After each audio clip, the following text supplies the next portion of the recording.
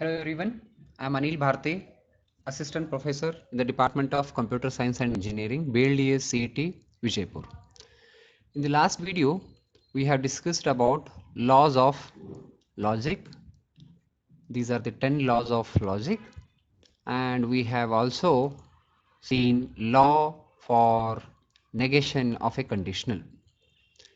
Now in this video, we are going to learn about transitive and substitution rules.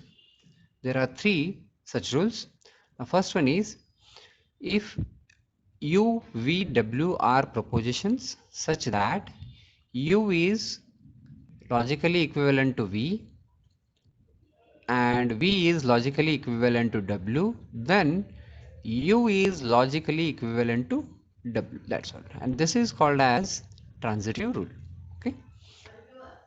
Then second, suppose that a compound proposition U is a tautology and P is a component of U, like U may be combination of P and Q, anything else. U is a compound proposition and P is a component of U. If we replace each occurrence of P in U by a proposition Q, then the resulting compound proposition V is also a tautology. Now this is called as substitution rule.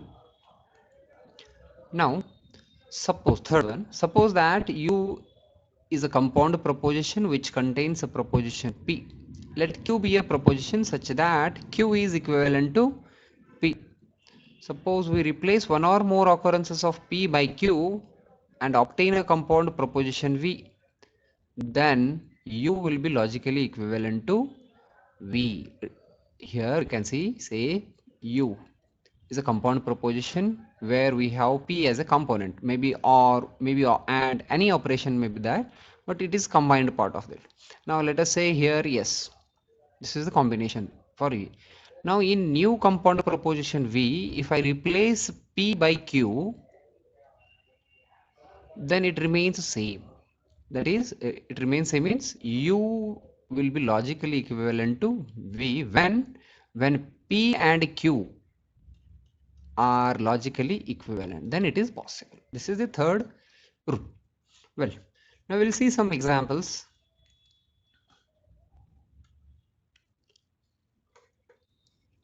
Well, let X be a specified number.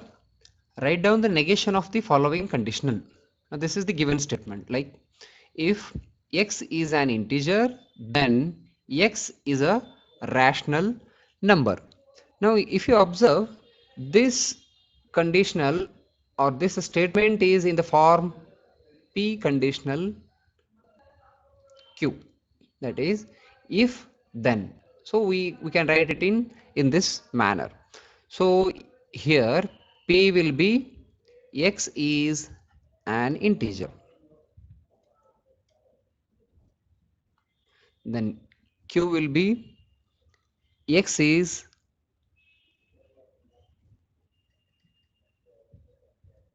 rational number.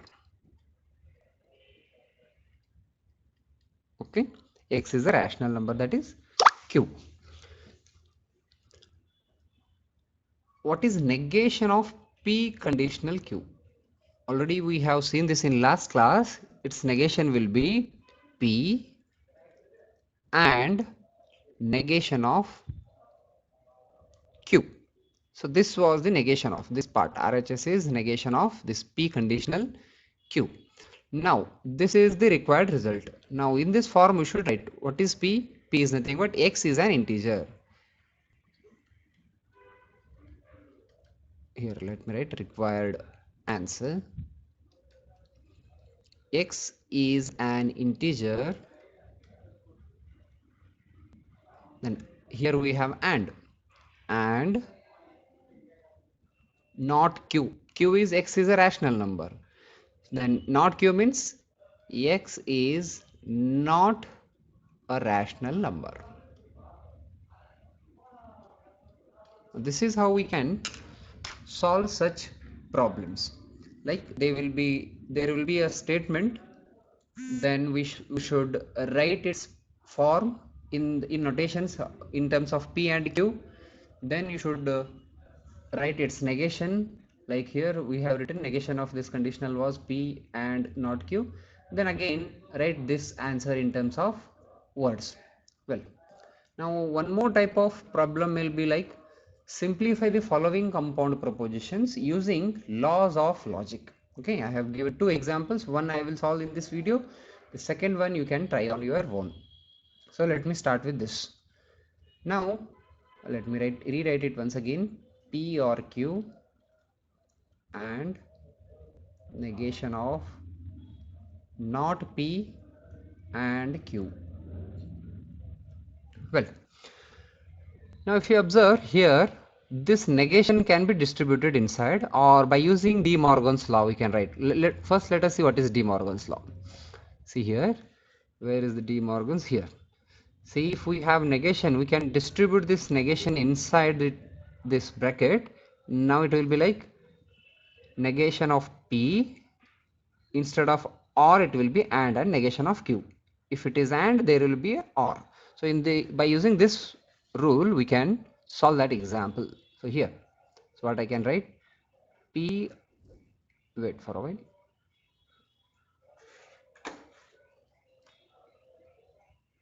P or Q as it is, then and, then let us distribute negation of P, it will be,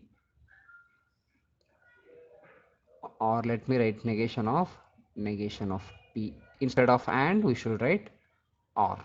The negation of Q, well, this is by using De Morgan's law. You should write like this, which law you have used for this step. Now next, P or Q I will write as it is, and now I will distribute negation of P. So it will be using law of double negation, it will be P or not Q. So this is law of double negation. Should write in the examination as well. Well, now here I can write. So if you observe, we can use distributive law here, like because P is distributed, like P if I keep outside of the bracket, then it will be or, then Q and not Q. I can write this by using distributive law. I have used this distributed law in reverse order. See, the entire thing P or Q and not Q can be written like that by using distributive. Let us see what is distribution law. See, where is the distributive? Here, 10th one. See, P or we have, then Q and R. So this can be written as P is distributed, P or Q, then and P or R. So in the reverse order we are going to use this distributive law in our example here. So this can be written as P or Q and not Q by using distributive law. Next, now we can make use of inverse law. What inverse law says? See, Q and not Q. Let us go for inverse law. Where is inverse law? So this fourth one. Say if some P and not P is F naught. So I can make use of it. Q and not Q, it will be P or F naught. So instead of this Q and not Q, I can write F naught by using inverse law. Well, now there is one more law called as identity law. Let us see what it says. Identity law. If we have P or F naught or P or F naught, then it will be a P. So by using this formula we can solve the example. P or F naught, it will be P again. So instead of this entire thing P or F naught, I can write P by using identity law. And to solve or to prove this, you need to remember all the laws of logic, and you should solve few more examples on your own. I am giving this second example for your sake. You have to try it. You solve this. If no, then you can contact me. Thank you.